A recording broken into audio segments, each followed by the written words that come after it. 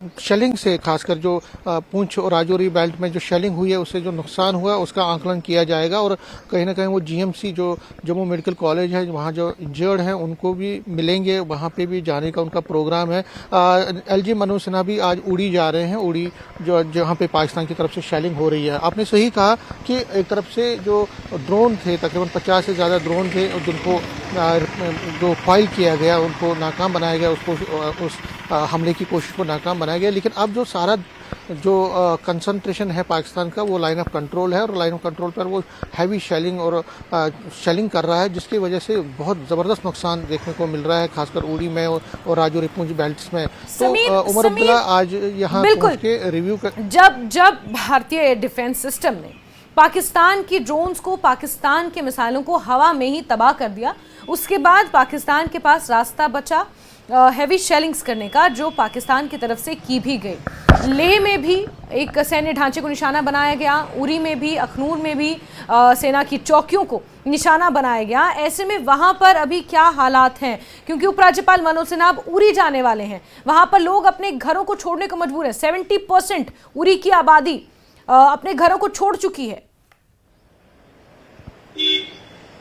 नहीं, बिल्कुल आपने सही कहा। तो हालात तो बहुत ही ख़राब है और लाइन ऑफ कंट्रोल पर तो बहुत ज़्यादा ख़राब है। लेकिन देखिए जम्मू की अगर हम बात करें, कल इतने ज़्यादा ड्रोन यहाँ पे देखे गए या उनको फिर नाकाम किया गया, लेकिन उसके बावजूद लोगों में कोई इतना ज़्यादा डर नहीं है, क्योंकि उसके बाद के हालात आज सुबह 4:30 बजे भी थोड़ा बहुत बना था, ब्लैकआउट हुआ था, सायरन बजे थे, लेकिन उसके बाद और कुछ एक्सप्लोसिव आवाज़ भी सुनाई दी थी, लेकिन अभी तक उसके बाद हालात ठीक हो गए हैं और लोग जो हैं अपनी मामूल की ज़िंदगी में वापस लौटने की कोशिश कर रहे हैं। हालांकि पैनिक है, खौफ है, वो तो अपनी जगह होता ही है कि इतने बड़ा हमला हो रहा था। लेकिन अब जो सबसे बड़ा कंसर्न है वो है लाइन ऑफ कंट्रोल पे, जो बॉर्डर पे जो फायरिंग हो रही है और हैवी शेलिंग हो रही है। और वहाँ के लोग तो ये कह रहे हैं कि सालों से इतनी शेलिंग, इतनी हैवी शेलिंग पाकिस्तान की तरफ से नहीं हुई। हालांकि भारतीय फौज भी ज़बरदस्त मुकाबला कर रही है और भारतीय फौज ने भी मुंह तोड़ जवाब दिया है जहाँ जहाँ पे पाकिस्तान ने हमाकत की है इन एरियाज़ में, और पाकिस्तान को भारी नुकसान उठाना पड़ा है। लेकिन पाकिस्तान जो है क्योंकि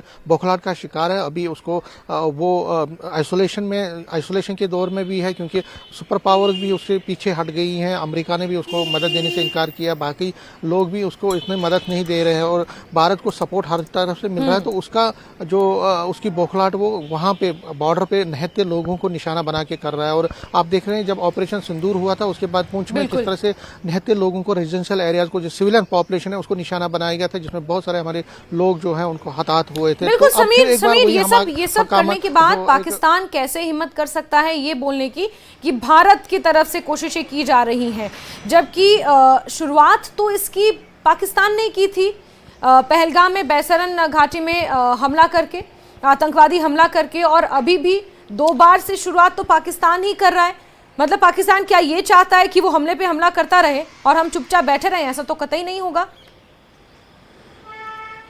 बिल्कुल आपने सही कहा। और ये देखिए आज की बात ही नहीं है, अगर आपने देखा अटल बिहारी वाजपेयी जो कि बीजेपी के ही लीडर थे, नेता थे और प्राइम मिनिस्टर थे, जब वो कारगिल जब वो पाकिस्तान चले गए, वहाँ बस सर्विस शुरू हो गई, बस में सवार होकर चले गए तो कारगिल मिला, उसके बाद पार्लियामेंट अटैक मिला, उसके बाद मुंबई मिला, उसके बाद पुलवामा हो, उड़ी हो, पहलगाम हो या बाकी जगहों पे पठानकोट हो, तो हर टाइम जो पाकिस्तान ने हमें धोखा दिया है, हमारे भरोसे, हमारे प्यार को उन्होंने हमेशा ही धोखा दिया है। तो इसकी बार आपकी बार प्राइम मिनिस्टर ने साफ कहा है कि आपने हदें पार कर दिया, हम आपको छोड़ेंगे नहीं, आपको घुस कर मारेंगे। तो यही चीज़ हो रही है और पाकिस्तान के लोगों के साथ प्राइम मिनिस्टर ने ये कहा है, और हमारी जो एजेंसीज हैं, हमारी जो आर्मी है, डिफेंस मिनिस्टर ने भी ये कहा कि पाकिस्तान के लोगों के साथ हमारा कुछ नहीं है, लेकिन आतंकवाद को जो ढांचा है, मूल ढांचा है, उसको ध्वस्त करना हमारे प्रायोरिटी है, हमारी जो मेन है। तो उसी को देखते हुए ये जो सारे एक्शन है, ये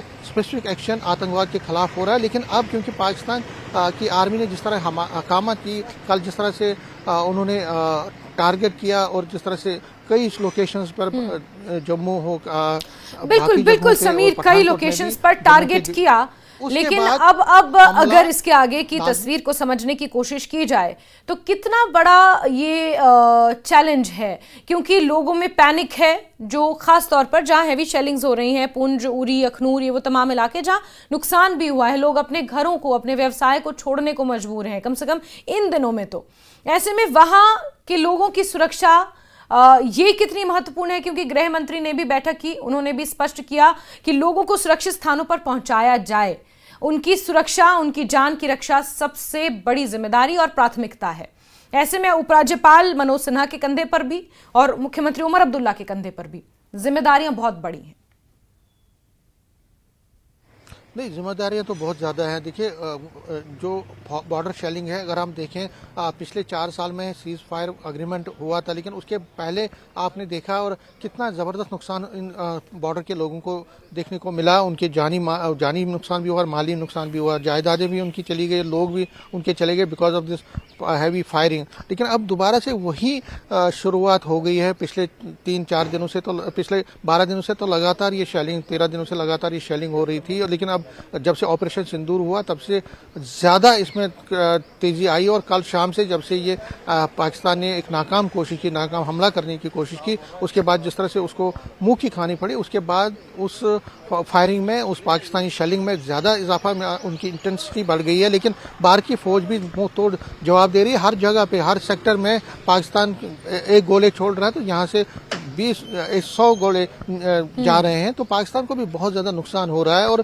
लेकिन हाँ, सही बात है, जो सिचुएशन इमर्जिंग सिचुएशन है, क्योंकि रेजिडेंशियल एरियाज को निशाना बनाया जा रहा है। कोई मकान हमारे लोगों के हैं वो टूट गए हैं, खासकर उड़ी का आपने तस्वीर देखी, बाकी जगहों पे पूंछ, राजौरी में। तो उसको देखने के लिए ही जो है सिचुएशन को एसेस करने के लिए ही उमर अब्दुल्ला यहाँ पे पहुंच रहे हैं और एलजी मनोज सिन्हा उड़ी जा रहे हैं। वो वहाँ पे देखेंगे कि क्या क्या हालात हैं। तो एक अच्छा जो एडमिनिस्ट्रेशन का एक वेकअप है, एडमिनिस्ट्रेशन तैयार हुई है और एडमिनिस्ट्रेशन हरकत में आई है कि किसी तरह से जो सिचुएशन है जिसमें इफेक्टेड लोग बिल्कुल समीर, एडमिनिस्ट्रेशन हरकत में आई है, एडमिनिस्ट्रेशन कदम उठा रही है। उपराज्यपाल मनोज सिन्हा जहां एक तरफ उरी जाएंगे तो वहीं दूसरी तरफ जम्मू के लिए निकल चुके हैं मुख्यमंत्री उमर अब्दुल्ला। उनके आवास के बाहर ही हैं। जैसे ही मुख्यमंत्री पहुंचे, क्या कुछ कहेंगे, मीडिया से बात करेंगे, क्या कुछ रहेगा उनका यहाँ पर प्रोग्राम, आपसे जुड़ेंगे, जानेंगे। फिलहाल के लिए समीर, बहुत बहुत शुक्रिया। और लगातार ऑपरेशन सिंदूर से जुड़ी हुई हर जानकारी आपको दे रहे हैं। और ऑपरेशन सिंदूर 2.0 जिसे नाम दिया जा रहा है कि अब ऑपरेशन 2.0 शुरू हो चुका है, उसको लेकर क्या कुछ हलचल है आपको बताएंगे वक्त एक छोटे से ब्रेक का।